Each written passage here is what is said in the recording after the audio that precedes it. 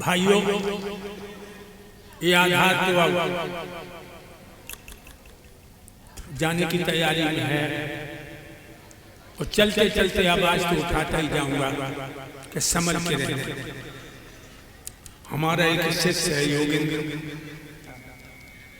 हमसे दीक्षा ली। एक भागवत में हमने जाने के लिए कहा कि बेटा मैं 10 महीना बीमार रहा, शरीर असमर्थ है, चले जाना।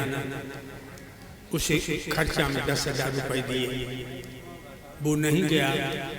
हम पहुंचे वहां तो भागवत वालों ने हमें बड़ा अपमानित किया। दोबारा एक भागवत में आया, उसने माला डाली। हमने कहा तू मेरा शिष्य नहीं है, तूने मेरे आदेश का ही पालन नहीं किया। तो भक्तों, मैंने इसलिए नहीं कहा उससे कि तू मेरे मतलब में नहीं आया।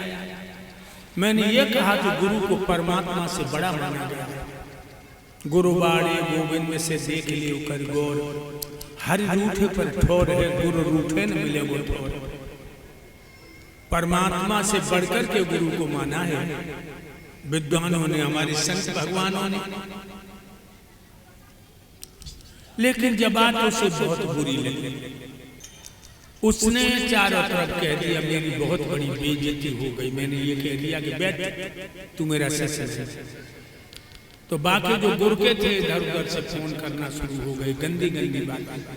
मुझे दुख नहीं है, मैं जब से समर्थ हुआ मैंने अपने वंश को उजाले में लाने की कोशिश की। मैंने पढ़ाए सिखाए कि हमारे जाने के बाद हमारे वंश में दीपक जलते रहे, कोई दीपक बुझ न जाए। लेकिन हमारी जो आज गुरु बनते हैं सो मेरे सिखाए हैं, जो आज गुरु बनते हैं सो मेरे सिखाए हैं। वजह मेरी वजह से मजा दुनिया ने उड़ाए हैं, मिटा कर अपनी हस्ती हमने सैकड़ों मुर्दे जाए। लेकिन वो गाली देने वाले हो, अगर हमें गाली देने से तुम्हारी रोजी रोटी चल जाए, हमें गाली देने से तुम्हारी भागवतें अगेला बढ़ जाए, तो और जी भर के लोग, अरे तुम्हारी गाली हमें लगी नहीं पाएंगे। किसी के लिए मनिया डर करो और बाने मनिया डर नहीं लो तो लौट के उसी के पास आ जाएगा। तुम गाली दोगे, हम तुम्हारी गाली को गाली नहीं मानते। क्योंकि भाइयों, जो चारों तरफ से तिल पर डाल डाल के हमारे अपमान के शब्दों को प्रयोग कर रहे हो, ये तुम्हारे लिए अभिशाप है। इसलिए मेरा यही कहना है कि ये गंदी बदबू न छोड़ो, कर्मठ बनो, आगे बढ़ने के लिए स्वाध्यायशील बनो, प्रभु के प्यारे बनने के लिए प्रभु का ध्यान करो। मेरा यही कहना है। और हमारे शिष्य भड़क गए, कहने लगे मैं इनके खिलाफ भरूंगा, ये करूंगा, वो करूंगा। मैंने कहा नहीं, तुम कोई मत भरना इनके खिलाफ, फिर उनमें तुम में कोई भेद नहीं है। इसलिए मैं अपने शिष्यों को भी डांटते हैं, कोई भी न बोले।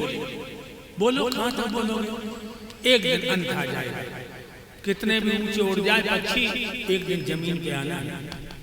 तो मेरे भाइयों, तुम लोगों से मेरा यही कहना है कि अपने बड़े बूढ़े का अपमान मत करना। तुम्हारा बुजुर्ग तुम्हें एक बार गलत भी डांट दे तो उसे भी वरदान मानना। हमारे शिष्य हुए सूर्यन चैतन्य, ब्रजेश, जिनको मैंने कई बार डांटा, गालियां भी दी हमने, दो एक बार थप्पड़ भी मारी। लेकिन उन लोगों ने मेरा डांटना, मेरी गाली वरदान समझी। आज दुनिया से चले तो गए हैं, लेकिन अपनी रोशनी, अपनी झलक, अपनी चमक, अपनी प्रतिभा को छोड़ के गए। मुझे आज उनके ऊपर घमंड है। अब ये छोटे छोटे लोग दारू पी करके बकवास करते हैं, हमें गाली देते हैं, कोई बात नहीं, दो भगवान तुम्हें सद्बुद्धि दे और तुम अच्छे बनो।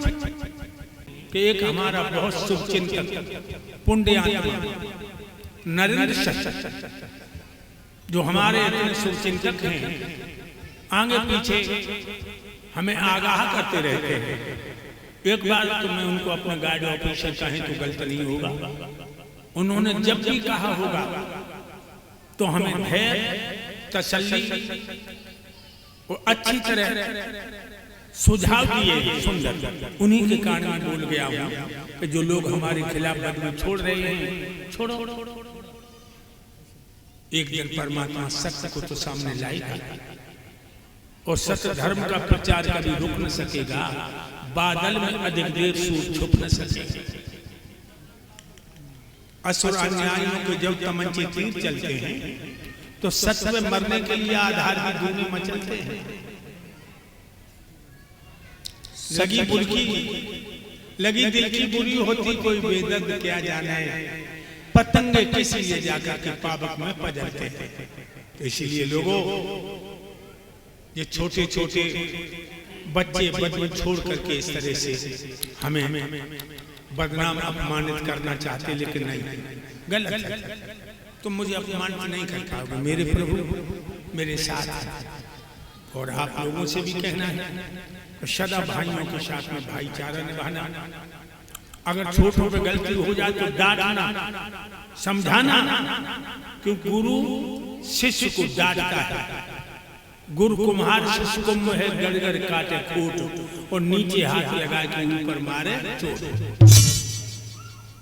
कुम्हार जैसे घड़ा को सुंदर बनाना चाहता है, पीट पीट के थापी मार मार के, उसी तरह से गुरु भी अपने शिष्य को कसौटी पे कसता है। लेकिन जो शिष्य नहीं होते, जो कच्चे घड़ा होते हैं, वो बिखर जाते हैं, उनके अंदर कोई तत्व नहीं रहता। मेरे भाइयों, आज